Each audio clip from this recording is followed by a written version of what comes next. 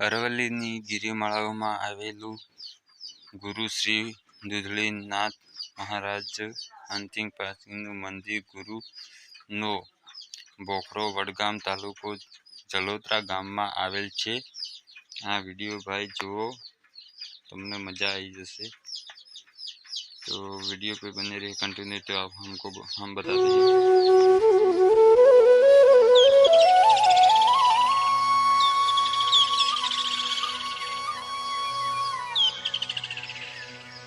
गुरुमुखों,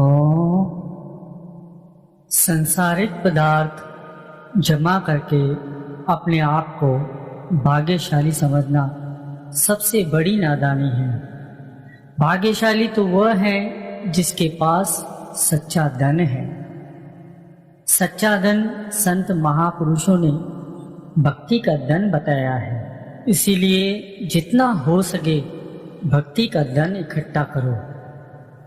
शारीरिक सुख, इंद्रिय रस, मायावी सामानों की कीमत महापुरुषों ने एक कौड़ी बतलाई है। यदि हीरे जैसा अनमोल जन्म मनुष्य तुच्छ पदार्थों और क्षणभंगुर सुखों को हासिल करने में गंवा दे, यह तो बहुत बड़ी गलती है। इसीलिए ऐसे अनमोल हीरे जन्म को मालिक की अनमोल भक्ति में लगाना चाहिए।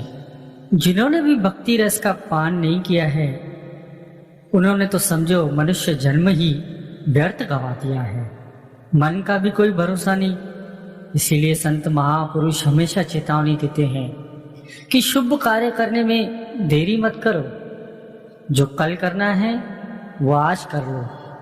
वो स्वामी तुलसीदास जी भी अपनी वाणी में फरमाते हैं कि सृष्टि के 14 लोकों का मूल्य मनुष्य का एक श्वास है, मगर 14 लोक देकर भी एक श्वास वापस नहीं आ सकता जो व्यर्थ चला गया।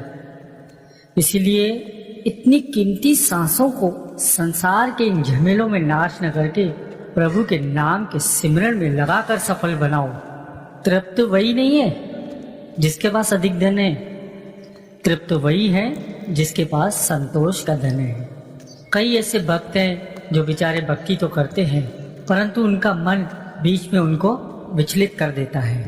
संसारी लोगों के रहन सहन, उनके झूठे आडंबर को देखकर उनका मन कभी कभी विचलित हो जाते हैं।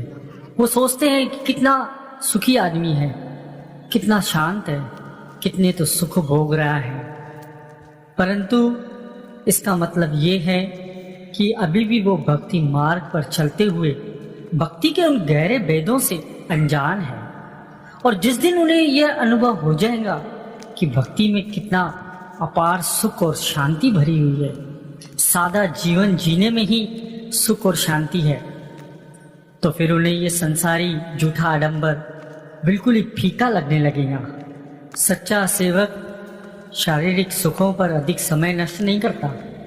उसे तो बस एक ही लगन लगी रहती है कि जितना हो सके अधिक से अधिक प्रभु की भजन बंदगी में समय व्यतीत करूं। और वो हर पल मालिक से एक ही प्रार्थना करता है कि हे मेरे मालिक, हे मेरे सतगुरु, मुझे इन शारीरिक इच्छाओं से मुक्त कर दो, ताकि मैं आठों याम आपकी सेवा में, आपकी भजन बंदगी में संलग्न रहूं।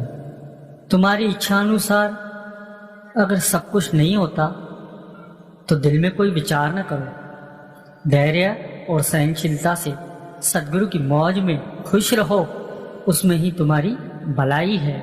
सद्गुरु अपने सच्चे सेवक की हर कमी को पूरा करते हैं, हरदम उनका निरीक्षण करते रहते हैं। उन्हें सब पता है कि अपने सच्चे सेवक को कब और कैसे देना है। प्रतिदिन एकांत में बैठकर अपने सद्गुरु से अपने हृदय की बात करो और भक्ति के मार्ग पर चलने की याचना करो। जो शक्ति तुम्हें प्राप्त हुई है उसे भजन बंदगी में और सेवा में व्यय करो, परंतु अहंकार से बचो। अहंकार से बचने के लिए ही प्रभु का भजन करो, उनका ध्यान करो। समय बिल्कुल व्यर्थ न गवाओ। एक एक श्वास अमूल्य है। सेवा सुमिरन के बिना एक पल भी न बिताओ। यही भक्ति का धन इस घोर कलिकाल में आपको बचा सकता है। एकमात्र साधन यही है, केवल भक्ति। यह जो मन है ये जन्मों जन्मों से मलिन है। जैसे शरीर और कपड़ों की सफाई के लिए साबुन और पानी की आवश्यकता होती है, उसी प्रकार इस मन की मलिनता को स्वच्छ करने के लिए सद्गुरु के नाम की आवश्यकता होती है। सांसारिक वस्तुओं को जितना हृदय से दूर रखोगे उतना ही सद्गुरु की निकटता पाओगे। जिसमें नम्रता एवं पश्चाताप नहीं है वो कभी उन्नति नहीं कर सकता, वो खुद में कभी सुधार नहीं ला सकता। इसीलिए संत महापुरुष हमेशा अपने वचनों में फरमाते आते हैं कि जितना हो सके नम्रता धारण करो। जितनी तुम में नम्रता होगी उतनी ही तुम सद्गुरु की कृपा के पात्र बनोगे। और सद्गुरु की कृपा पाकर अभिमान कभी मत करना, सदैव सतर्क रहना, सचेत रहना, वरना एकत्र किया हुआ भक्ति का खजाना अहंकार के कारण खो दोगे। इसलिए मन में हमेशा अपने मालिक का भय रखो। भय रखोगे तो बुराई से बच सकोगे। भय नहीं होगा तो थोड़ी भी उन्नति करोगे भक्ति में तो अहंकार तुम्हारा पतन कर देगा। इससे बचने का एक ही साधन है कि मालिक को सर्वव्यापी समझो, ताकि तुम्हारे मन के अंदर तुम्हारे मालिक के लिए भय बना रहे। चिंता बिल्कुल मत करो। चिंता करने की बजाय प्रभु का चिंतन करो, क्योंकि प्रभु का चिंतन करने से ही तुम्हारी सभी चिंताएं छूट जाएंगी। संसार में दो प्रकार के मनुष्य हैं, एक संसारी मनुष्य और दूसरा भक्तिवान। संसारी मनुष्य को जब भी समय मिलता है, जब भी उसे अवकाश मिलता है, छुट्टी मिलती है, तो वह अपने मनोरंजन में समय व्यतीत करता है। और दूसरी तरफ जो भगवान का भक्त होता है, उसे जब भी समय मिलता है या जब भी उसे अवकाश प्राप्त होता है तो वो सिर्फ सद्गुरु के दर्शन और सेवा में व्यतीत करता है। समय तो दोनों का बीतता है, परंतु संसारी जो मनुष्य है वो अपने लिए केवल अशांति और दुख एकत्र करता है, और वहीं दूसरी तरफ भक्तिवान मनुष्य परम आनंद और परम शांति को प्राप्त करता है।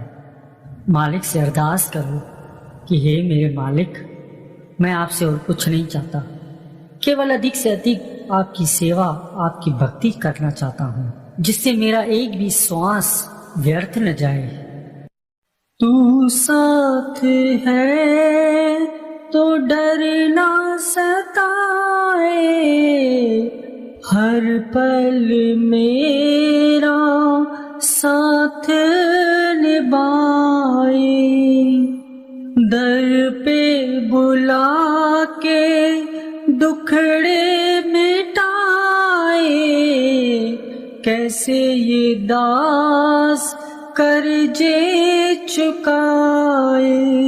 इतना बता दे मुझे सावरे, हम हारे हारे हारे,